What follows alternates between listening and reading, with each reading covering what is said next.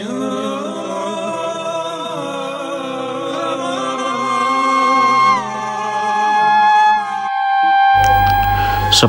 kalian subscribe dulu channel ini agar kalian tidak ketinggalan video terbaru dari channel kami. Kisah keperkasaan Kebo Iwa yang bikin kocar-kacir pasukan Majapahit menarik untuk diulas. Ia merupakan sosok patih sakti mandraguna yang membuat kerajaan Bali semakin terkenal karena sulit ditaklukkan oleh kerajaan-kerajaan manapun, termaksud Majapahit. Konon jauh sebelum masuk kerajaan Bali sudah menjadi salah satu kerajaan besar di Nusantara. Kala itu masyarakat Bali menganut ajaran animisme, dinamisme, Hindu dan Buddha. Lantas seperti apa keperkasaan Kebo Iwa dalam mempertahankan kerajaan di Pulau Dewata itu? Berikut alasannya. Sebagaimana diketahui, Sumpah Palapa yang diucapkan Mahapati Gajah Mada tertuju untuk menyatukan Nusantara. Melalui ekspedisi ke berbagai daerah, termaksud ke Pulau Bali yang berada di seberang laut timur Majapahit. Saat kerajaan Majapahit berusaha menaklukkan ekspansi pasukan yang dipimpin Mahapati Gajah Mada, nyaris mengalami kekalahan. Hal tersebut karena kerajaan Bali memiliki patih Kebo Iwa. Selain sakti, ia juga dikenal licik. Fakta keberadaan kerajaan Bali tersebut dapat ditemukan melalui bukti-bukti sejarah. Salah satunya adalah prasasti Blanjong Sanur Barangka tahun 836 yang menuliskan tentang nama-nama raja pada saat itu. Mengenai sejarah kerajaan Bali tidak dapat dilepaskan dengan masa kejayaan dan masa keruntuhannya.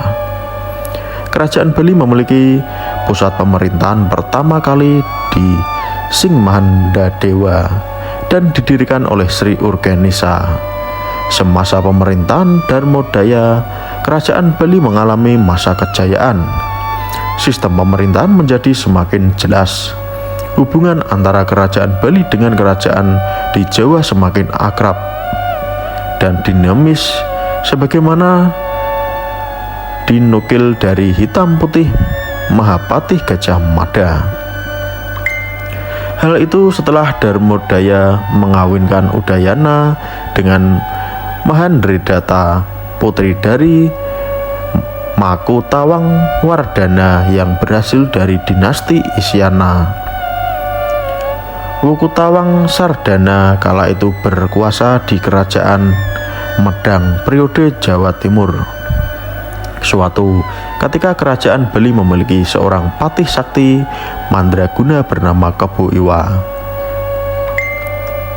Karena kesaktian sang patih, kerajaan Bali semakin tersohor dan kuat hingga tidak mudah untuk dilakukan oleh kerajaan-kerajaan lain. Bahkan oleh kerajaan Majapahit di bawah Majapahit Gajah Mada yang waktu itu ingin menaklukkan Bali demi mewujudkan Sumpah Palapa. Sayang, Kebo Iwa tak dapat ditaklukkan melalui perang tanding. Hal ini membuat Gajah Mada harus menyusun strategi jitu.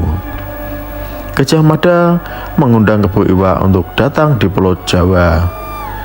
Setiba di Pulau Jawa, Kebo Iwa diminta Gajah Mada untuk membuat sumur. Selagi Kebo Iwa menggali sumur, Gajah Mada memerintahkan para pasukan Majapahit untuk menimbun patih Bali itu dengan tanah bercampur batu bata. Dengan kesaktian yang dimiliki, Kebo Iwa berhasil melontarkan tanah dan batu-batu ke atas hingga selamatlah ia dari maut. Pada akhirnya Kebo Iwa menyerahkan diri pada Majapahit dan merelakan dirinya untuk dibunuh. Karena sikap Kebo Iwa yang rela atas kematiannya itu justru memicu murka pihak Majapahit. Sesudah Kebo Iwa tewas, Gajah Mada kemudian menyusun strategi baru untuk menaklukkan Bali dengan cara berpura-pura menyerah dan melakukan perundingan Strategi yang digunakan oleh Gajah Mada akhirnya membawa hasil gemilang, sehingga Gajah Mada mampu menaklukkan Bali sesudah berhasil menangkap Raja Bali, Gajah Wakra.